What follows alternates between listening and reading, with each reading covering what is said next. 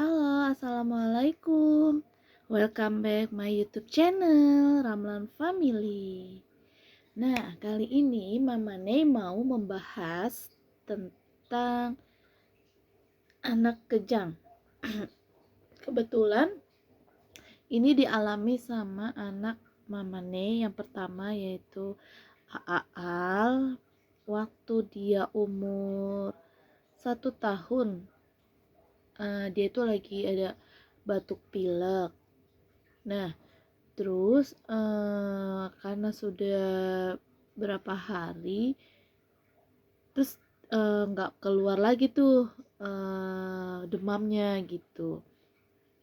Nah, aku sama keluarga mutusin buat pergi gitu kan, karena berpikir cuman batuk pilek biasa dan anaknya juga nggak gimana-gimana gitu.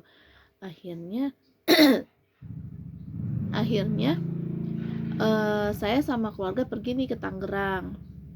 Dan setibanya di sana, karena perjalanan kan jauh, dan setibanya di sana ternyata tiba-tiba dia demam gitu kan. Dia mulai demam kembali. Nah, pas dia demam lagi,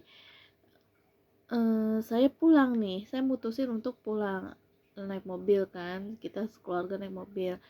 Di tengah perjalanan, pas saat saya arah pulang, masih di daerah Tangerang, anak saya ini demam, tetapi saya salahnya dikasih kaos kaki.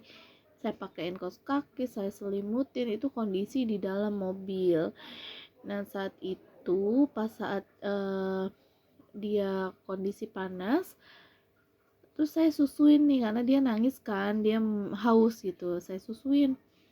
Pas saat saya susuin, ada 10 menit saya susuin, tiba-tiba sekujur tubuhnya tuh kaku, badannya kaku, matanya mendelik ke atas, dan lidah nih gini, gitu, karena posisi kan lagi ya, lagi menyusuin gitu, posisi lagi menyusui. Terus dia sempat kejang itu 5 detik, nggak sampai 1 menit lah, 5 detik. Nah, itu paniknya luar biasa, Mam. Saya di pangkuan saya lagi nyusuin, tiba-tiba anak kejang itu, masya Allah, saya panik sekali. Mana dalam perjalanan, saya tidak tahu di mana rumah sakit kan. Pas banget kebetulan ternyata di sebelah kanan saya itu rumah sakit Hermina. Akhirnya suami langsung belok ke kanan, ke IGD-nya. Langsung saya turun dari mobil, saking paniknya saya nggak pakai sendal, saya gendong anak saya lari-lari nyari dokter, suster gitu. Saya teriak-teriak, saya gak jelas pokoknya. Saya teriak-teriak, saya apa tuh namanya, gendong anak saya sampai ke IGD. Tapi saat saya turun dari mobil dan saya gendong itu, dia sudah tidak dalam kondisi kejang. Pas saat dicek, ternyata suhunya 38, dan dia kejang di suhu 38. Nah, pas dicek besokannya, observasi kan, suruh nginep ya. Observasi udah tidak ada demam lagi, udah tidak kejang lagi, saya boleh pulang. Tetapi sampai sampai di rumah, tibanya di rumah, mulai lagi tuh nggak kejang tapi mulai demam lagi. Saya bawa ke rumah sakit terdekat. Itu posisi saya sudah di rumah, dan saya bawa ke rumah sakit terdekat. Di rumah saya ceritain dia habis kejang seperti ini gitu kan. Masih observasi lagi, terus ternyata ada penyakit lain, yaitu infeksi saluran pernafasan atas atau ISPA ya. Dari batuknya itu mungkin. Terus kata dokternya, ini ada infeksi Bu di saluran pernapasannya, seperti itu. Terus yang menyebabkan dia kejangnya mungkin kondisinya ibu saat anak lagi panas terus ibu selimutin. Kata dokter tuh nggak boleh. Kalau anak panas tuh biarkan suhu ruang nyaman buat dia, dan kondisi badan tuh jangan diselimutin gitu. Katanya jangan, nggak boleh juga pakai baju panjang, celana panjang, itu tidak boleh. Dan biarkan dia itu memakai kaos kutang atau pakaian-pakaian tipis dan longgar seperti itu, Mam, untuk anak demam. Nah, karena saya anak pertama dan saya juga belum punya pengalaman apa-apa mengenai anak masih umur 1 tahun waktu itu. Akhirnya saya putusin buat bener-bener cari tahu tentang anak kejang dan efek atau apa karena apanya itu saya pelajarin semuanya. Nah, kebetulan anak saya alhamdulillahnya sampai sekarang usia 7 tahun itu kejangnya itu hanya yang waktu itu saja, di umur 1 tahun itu hanya 1 kali, karena kata dokter anak kejang, riwayat kejang itu tidak boleh dibiarkan panas berhari-hari. Jadi seandainya anak mams punya riwayat kejang, misalkan dia sakit demam gitu ya 38 atau 39, kita tuh harus pantau sampai suhunya itu normal, kalau bisa sambil dikompres setiap sudut kayak ketiak, terus paha gitu kan, leher itu kompres badannya gitu, membasahin semuanya supaya suhu tubuhnya tuh kembali normal. Karena kalau misalkan dia tetap demam, kita tidak tahu ya Mam ya kejadian berulangnya lagi tuh seperti apa atau gimana. Tetapi kalau misalkan kejang tanpa demam, itu yang perlu kita curigain, Mam. Jadi kalau misalkan anak ada yang kejang berkali-kali, berulang kali tetapi tidak demam, itu perlu dicek EEG, kalau nggak salah deh namanya EEG, atau cek untuk mengetahui apakah anak tersebut mengalami epilepsi. Dan alhamdulillah anakku nggak sampai seobservasi itu ya Mam ya, karena dari waktu pas dia kejang umur 1 tahun itu hanya dinyatakan dia sakit ISPA, dan kejangnya itu karena kesalahan saya sebagai orang tuanya membiarkan dia diselimutin saat lagi demam seperti itu.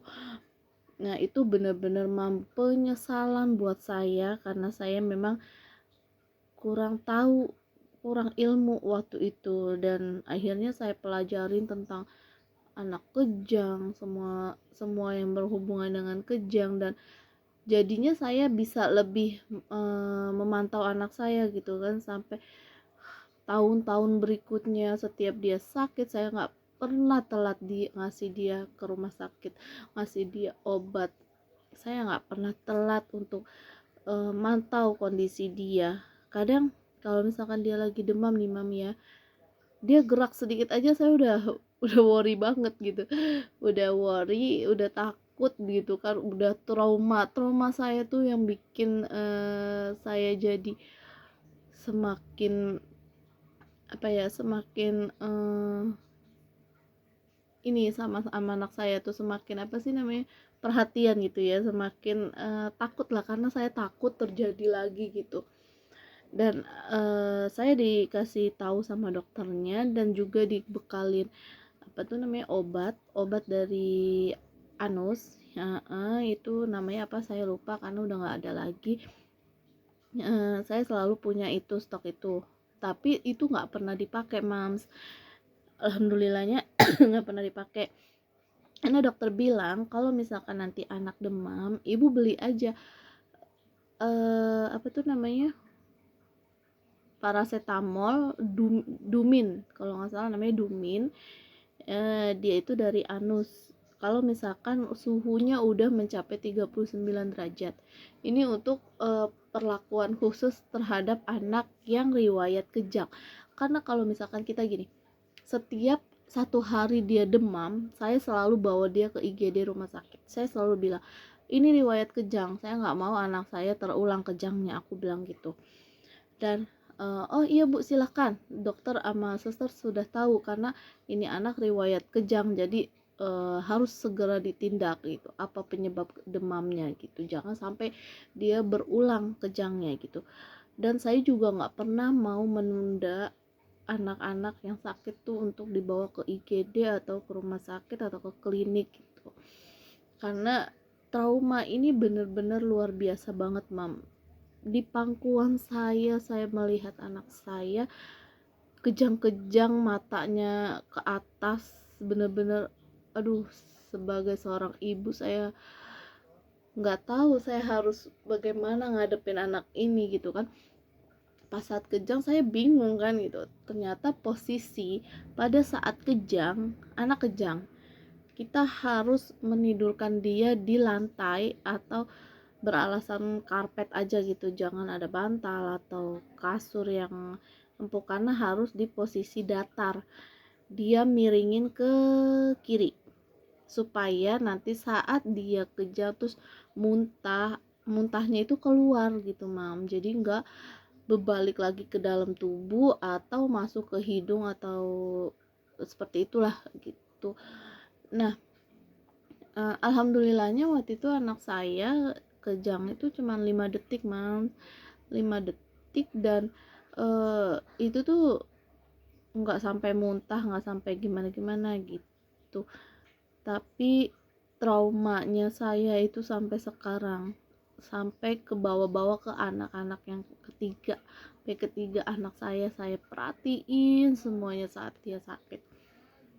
Nah, mungkin ada mams pengalaman semam yang mengenai anak-anak yang kejang atau gimana, boleh sharingnya Mam di sini.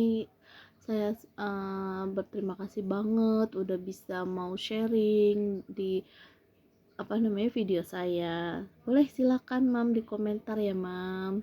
Nanti kita diskusi bareng tentang anak-anak kejang seperti apa. Nah, mungkin ini aja video dari saya mengenai kejang demam. Semoga bisa membantu para moms dan semua ibu yang hebat luar biasa menghadapi anak-anak tercintanya. Sampai jumpa di video berikutnya. Jangan lupa like, comment, and share, dan juga subscribe-nya ya Mam, karena subscribe itu gratis. Assalamualaikum, bye-bye.